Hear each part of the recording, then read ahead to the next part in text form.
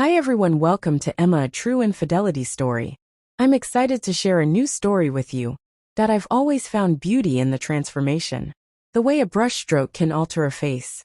The way color can change a mood, it's like magic. I'm Sophia, and for as long as I can remember, makeup has been my canvas.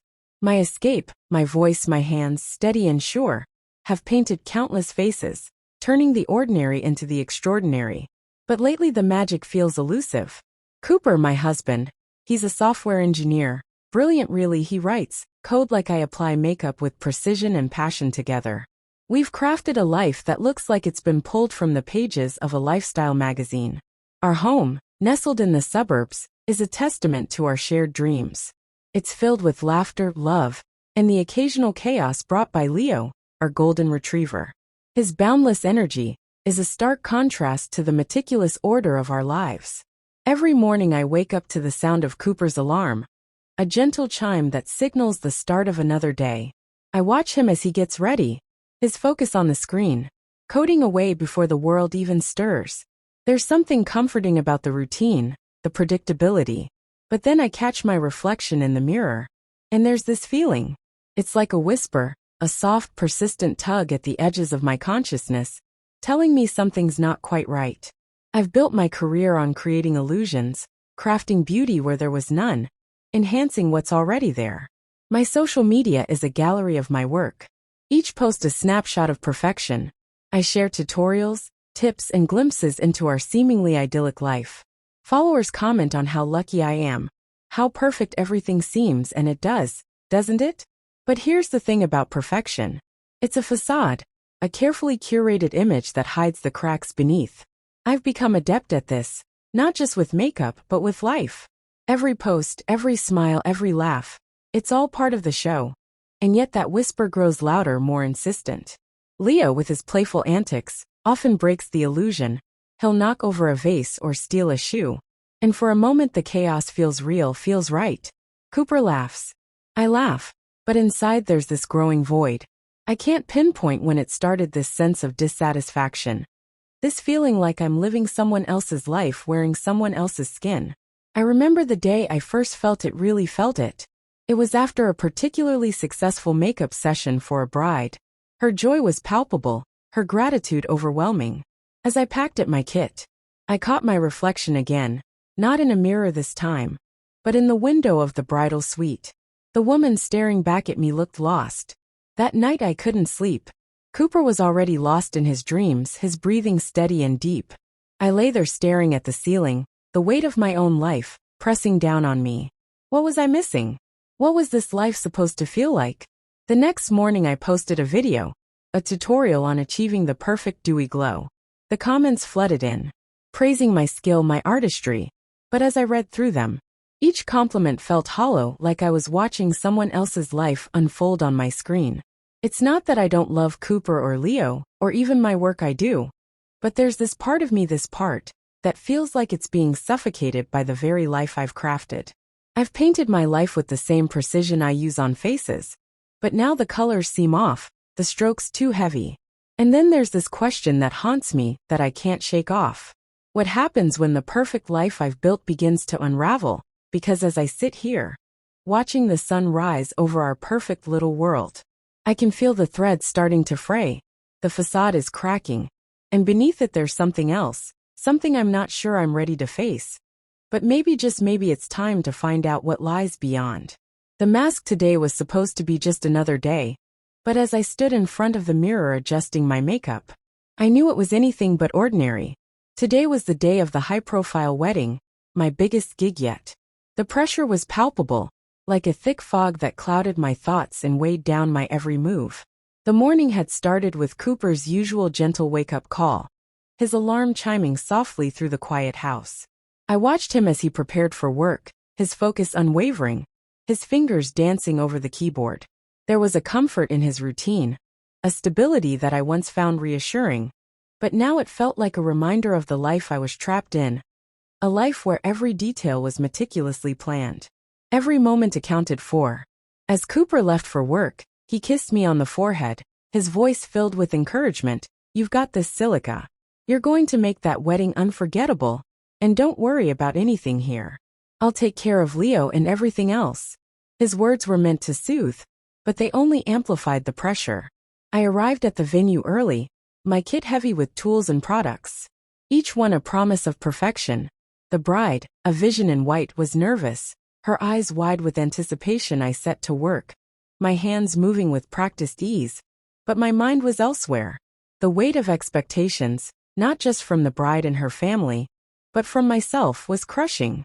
The day progressed in a blur of faces, each one needing to be transformed into something flawless. But as the hours ticked by, my patient frayed. I found myself snapping at a client, a bridesmaid, over a simple request for a touch. The words left my mouth before I could stop them, sharp and uncharacteristic. "Can't you see? I'm busy," I hissed, the stress manifesting in a way I never intended. The room fell silent, and I saw the hurt in her eyes, the confusion. I apologized, of course, but the damage was done. I felt more isolated than ever, standing in a room full of people, yet utterly alone in my turmoil. The wedding went off without a hitch, the bride radiant, the guests so dead. But as I packed up, the relief was overshadowed by a deep sense of inadequacy. I had painted perfection on others, but inside I felt like a canvas left unfinished, colors muddled and strokes uncertain. That night, after a few glasses of wine, I sat with Cooper on our porch. The cool night air a dark contrast to the heat of the day. Leo lay at our feet, his tail thumping against the wooden boards. I looked at Cooper, his face illuminated by the soft glow of the porch light, and I felt the words bubbling up, a confession I had kept hidden even from him. "Cooper," I started, my voice barely above a whisper. "I'm not sure I'm happy anymore. Not with this life. Not with who I've become." The admission felt like a betrayal, not just to him, but to the image of us we had so carefully crafted. He turned to me, his expression one of concern, not judgment. "What do you mean?" "Sophia, you've always loved your work, our life together." I took a deep breath, the wine giving me the courage to continue. "It's like I'm living someone else's dream. Every day I paint faces, create beauty, but inside I feel lost, like I'm wearing a mask. And underneath there's this void, this emptiness I can't fill." Cooper reached for my hand, his touch warm and grounding. "You've never told me this before." "Why now?" "Because," I said, my voice trembling, "because I'm afraid if I don't say it out loud, I'll lose myself completely, and there's something else. Cooper, something I've kept from you, a secret that's been eating away at me." The night stretched on, the silence between us, heavy with the weight of my confession. Before this story spirals even further, make sure to subscribe to my channel and turn on notifications for more. And when the story ends, don't forget to show your support through likes and comments. Cooper waited, his gaze steady, ready to hear whatever I had to say. But as I opened my mouth to reveal the secret, the one thing that could potentially unravel everything we had built, I hesitated. What was this secret? That even I wasn't sure I was ready to confront, the one that could change everything. A few weeks after that draining wedding event, I found myself alone at home. Cooper was out for business dinner, leaving me with the quiet house and my thoughts. Leo, our golden retriever, sensed my distress. His tail thumped softly against the floor as he followed me from room to room, his eyes full of concern. The silence was suffocating, and the wine I had poured to calm my nerves only seemed to amplify the chaos inside me. I sat on the couch, the glass in my hand trembling slightly. The room's fun, not just from the alcohol, but from the whirlwind of emotions I couldn't control. I remember thinking about the life Cooper and I had built. It was supposed to be perfect, wasn't it? But there I was, feeling like an imposter in my own home, in my own life. The facade I had maintained for so long was cracking, and beneath it there was this darkness, this part of me I had never acknowledged. Leo nudged my hand, and I looked down at him. His eyes were so earnest, so trusting. In that moment something inside me broke, the loneliness, the confusion, the wine.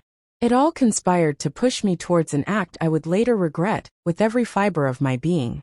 I led Leo to the back room, a place where we kept old furniture and boxes of memories. The room was dim, the only light coming from the street lamp outside, casting shadows that danced on the walls. My heart raced. My mind screamed for me to stop, but I felt powerless, driven by a need to feel something. Anything other than this emptiness.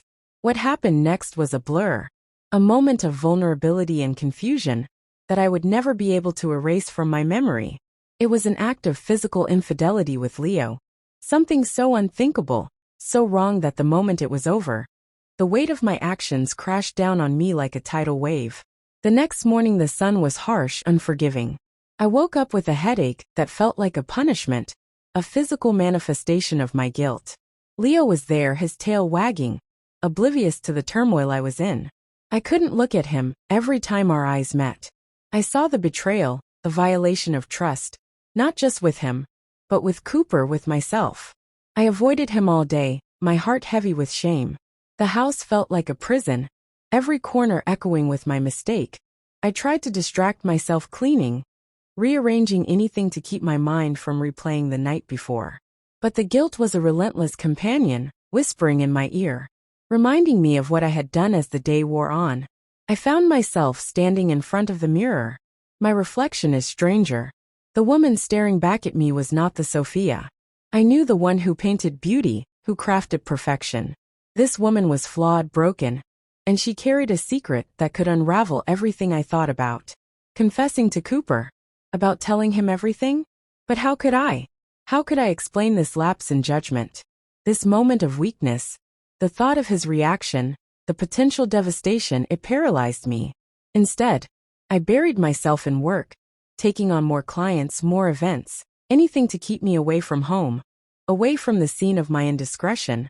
But no amount of makeup, no tutorial or post could cover the cracks in my soul. Leo, bless him, remained loyal, his love unwavering. But every time he came near, I flinched, the memory of my betrayal, too fresh, too painful. I couldn't bear to touch him, to pet him without feeling the weight of my guilt. The days turned into weeks, and the secret festered within me. It was like a cancer, growing, consuming me from the inside. I was living a lie, every smile, every laugh a facade, and beneath it all, there was this question, this cliffhanger in my own life. How would I cope with this secret I now carried?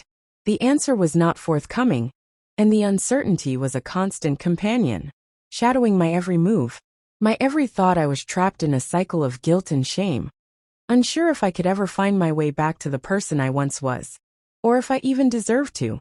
And so the story of my life, once so meticulously painted, now seemed like a canvas left out in the rain, colors, running lines blurring. The perfection was gone, replaced by a stark, undeniable truth. I had made a grave mistake, and now I had to live with the consequences, alone with my secret, my guilt, and the silent, loving gaze of Leo, who knew nothing of the storm raging within me. The days following my moment of weakness were a blur of guilt and self-loathing. I threw myself into work, hoping the exhaustion would drown out the relentless voice of my conscience. But no amount of makeup could cover the stains on my soul. Alyssa's behavior changed, and it didn't go unnoticed. I became distant, my work suffered, and I started to withdraw from Cooper. He noticed, of course. How could he not? The man who once knew me better than I knew myself could see the cracks in my facade. One evening as we sat in the living room, the silence between us was thick with unspoken questions. Cooper finally broke it. His voice gentle. Sophia, you've been different lately. Is everything okay at work? I deflected the words, tasting like ash in my mouth, just overwhelmed. Cooper, you know how it gets with the big events. He nodded, but I could see the concern in his eyes, the kind that doesn't just go away with a simple explanation. Meanwhile, I sought help. Desperate to untangle the mess inside me, I started seeing a therapist, someone who could maybe guide me through the storm in her office, surrounded by calming decor. I tried to open up, to let out the secret that was eating me alive. It's like I'm living a lie. Dr. Alexander, I confess. One session, my voice fairly above a whisper. There's this thing I've done, something so wrong, so against everything I stand for. Her eyes were kind, inviting me to continue. But I couldn't. The fear of judgment, the potential destruction of my marriage, it all loomed too large. I stopped myself, the words caught in my throat, the secret still locked away.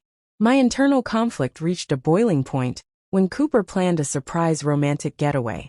He thought it might help rekindle our connection, bring back the Sophia. He knew he was so earnest, so hopeful that it broke my heart even more. We're going to the cabin this weekend, he announced one morning. his face alight with excitement. Just you and me, no work, no distractions, just us. I forced to smile the weight of my secret, making it feel like a grimace that sounds wonderful, I managed to say. But inside I was terrified. A weekend alone with Cooper, with no escape from my own thoughts, with no buffer between my guilt and his love. As we packed, I watched him, his movements so full of life, so full of love for me. How could I tell him? How could I destroy this man who had given me everything? The cabin, nestled in the woods, was supposed to be our sanctuary, but for me it felt like a trap, a place where my secret might escape the drive. There was quiet, filled with the kind of silence that speaks volumes. Cooper tried to fill it with stories, with plans for our time away, but I could only nod, my mind racing. What if I slipped? What if the truth came out in a moment of vulnerability at the cabin? The air was crisp, the surroundings serene, but my heart was anything but calm. We settled in, Cooper lighting a fire, the warmth doing little to thaw the ice around my heart. That night, as we sat by the fire, he took my hand, his touch grounding me in a way that made the confession bubble up again. Sophia, I feel like you're slipping away from me. Talk to me, please. The fire crackled, the only sound in the room, as if it too was waiting for my answer. I looked into his eyes, those eyes that had seen me through so much, and I wanted to tell him everything, but the words wouldn't come. I am just tired, Cooper. It's been a long few weeks, I said, my voice hollow. He squeezed my hand, his disappointment palpable. I just want us to be okay. Sophia, I want you to be happy. And there it was, the cliffhanger of our lives. Would my secret come out during this romantic escape? The cabin, meant to be a place of renewal, felt like the stage for a confession that could either heal or destroy us. As we lay in bed that night, the darkness around us, as deep as my secret, I knew I was at a crossroads. The silence was heavy, filled with the weight of my unspoken truth. Cooper's breathing was steady, a stark contrast to the turmoil within me. I turned to look at him, his face peaceful in sleep, and whispered into the night. I'm so sorry, Cooper. The words were for me, for him, for the life we had built. But would they ever be spoken aloud? Would this secret, this dark chapter of my life, ever see the light of day? Or would it remain buried, a silent specter haunting our perfect life? The answer, like the future, was uncertain, hanging in the balance as the cabin creaked softly around us, the fire's embers glowing like the remnants of my resolve. The cabin was a sanctuary, or so it was meant to be, nestled deep within the woods, surrounded by towering pines and the gentle murmur of a nearby stream. It was the perfect escape from the world, but for me it felt like a trap, a place where my secret might finally break free from the confines of my heart. We had arrived in the late afternoon, the sun casting long shadows through the trees, painting the cabin in a warm golden light. Cooper was excited, his eyes bright, with the anticipation of a weekend just for us. He carried our bags inside, talking about the hikes we could take, the stars we could watch, and the peace we would find here. I followed him, my steps heavy, each one echoing the weight of my guilt. Dinner was simple but elegant, a meal Cooper had prepared with care. We sat outside, the stars beginning to twinkle above us, a bottle of wine between us. The night was cool, the air fresh with the scent of pine and earth. Cooper's laughter filled the space, his stories of work and friends, of dreams and plans. But as the night deepened, so did the silence between us, a silence that was more than just the absence of words. I could feel Cooper's eyes on me, his gaze searching, trying to understand the distance that had grown between us. He reached across the table, his hand finding mine, his touch warm and familiar. Sophia, talk to me. What's been going on? You've seemed so far away lately. His voice was gentle, filled with concern, and it was this kindness that made the confession bubble up inside me. I took a deep breath, the wine giving me a false sense of courage. Cooper, there's something I need to tell you, something I've done that I can't forgive myself for. His hand tightened around mine, his expression shifting from concern to apprehension. What is it? Sophia, you can tell me anything. I looked into his eyes, those eyes that had always seen the best in me, and I knew I had to let it out. It's about Leo. I began, my voice trembling. I did something with him, something I never should have done. The silence that followed was deafening. Cooper's face went through a gamut of emotions: shock, confusion, disgust, and finally a profound sadness. He pulled his hand away, his gaze dropping to the table, unable to meet mine. "What do you mean, Sophia?" His voice was barely a whisper, strained with disbelief. I swallowed hard, the words tasting like bile. I was alone, feeling so lost, and I made a terrible mistake. I betrayed your trust, our marriage, in a way I can't even begin to explain. The night seemed to close in around us, the stars dimming as if in mourning. Cooper stood up abruptly, his chair scraping against the wooden deck. He walked to the edge of the porch, his back to me, his shoulders tense. I could see his hands clenching and unclenching, a physical manifestation of his turmoil. "You with Leo?" His voice broke the words, coming out in a pained whisper. "How could you, Sophia? How could you do something so wrong?" Tears streamed down my face, the reality of what I had done crashing over me like a tidal wave. "I don't know, Cooper. I was so lost, so desperate for something, anything, to feel different, but it was a mistake. A moment of insanity. I hate myself for it." He turned to face me, his eyes red, his face pale. "I need to think, Sophia. I need space with that." He walked away, disappearing into the darkness of the woods, leaving me alone with the remnants of our dinner and the crushing weight of my confession. The fire in the cabin's hearth crackled, the only sound in the now empty space. I sat there staring into the flames, my heart a hollow echo of what it once was. The question hung in the air, thick and suffocating. Could our marriage survive such a revelation? The night stretched on, the silence between us growing into a chasm. I didn't know if Cooper would come back, if he could ever look at me the same way again. The cabin, once a symbol of our love and escape, now felt like a monument to my betrayal. As I waited, the darkness outside seemed to seep into the cabin, into my soul. I was alone, truly alone, with nothing but the fire's dying embers and the haunting question of what would come next. Would Cooper return, or would this be the end? The answer was as elusive as the smoke rising from the fire, disappearing into the night, leaving behind only the cold, hard truth of what I had done in the days following our return from the cabin. The silence between Cooper and me was palpable. It wasn't just the absence of words, it was the weight of the unspoken, the heavy air of betrayal and confusion that lingered in every corner of our home. I watched as Cooper moved through our house, his movements mechanical, his eyes avoiding mine. The man who once looked at me with such love now seemed to look through me, as if I were a ghost haunting our shared life. Leo, sensing the tension, stayed close to Cooper, his tail no longer wagging with the same enthusiasm, his eyes reflecting a sadness that mirrored our own. We decided to seek counseling together.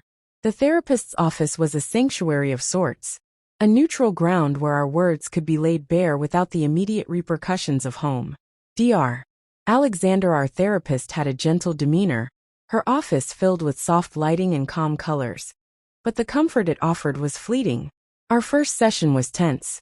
Cooper sat with his arms crossed, his jaw set, while I fidgeted my hands, clasping and unclasping in my lap.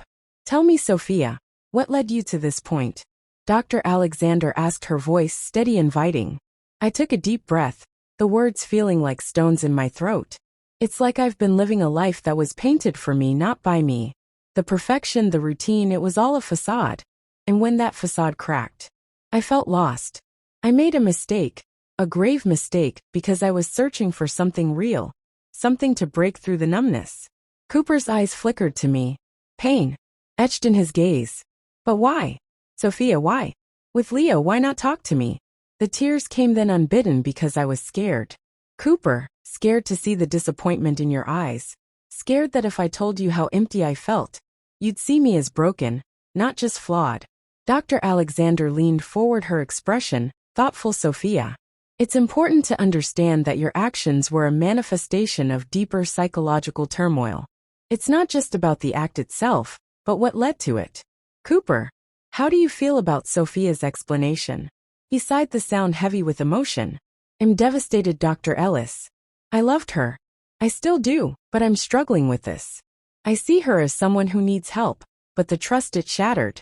The sessions continued, each one peeling back layers of our relationship, exposing vulnerabilities, and attempting to mend what had been broken. Sophia worked on her issues, delving into the roots of her dissatisfaction, her need for validation, and her fear of losing herself in the life she had crafted. I watched her, this woman I had promised to love and cherish, as she grappled with her inner demons. There were moments of breakthrough where she'd speak of her childhood, her dreams, and how they had morphed into expectations she couldn't meet. I used to paint faces because it made me feel in control, she confessed one session. But somewhere along the line I started painting my own life, and it became a prison. Cooper, though initially resistant, began to engage more, his questions less accusatory, more seeking understanding. I want to understand, Sophia. I want to help you, but I need to know if you can help yourself. The therapy was grueling, filled with tears, anger, and moments of silence so profound they seemed to echo. But amidst the pain there were glimmers of hope. We decided to stay together, not out of obligation, but from a place of love and a commitment to healing. Leo, our constant companion, remained a reminder of the complexity of life and relationships. His presence was both a comfort and a stark reminder of my betrayal.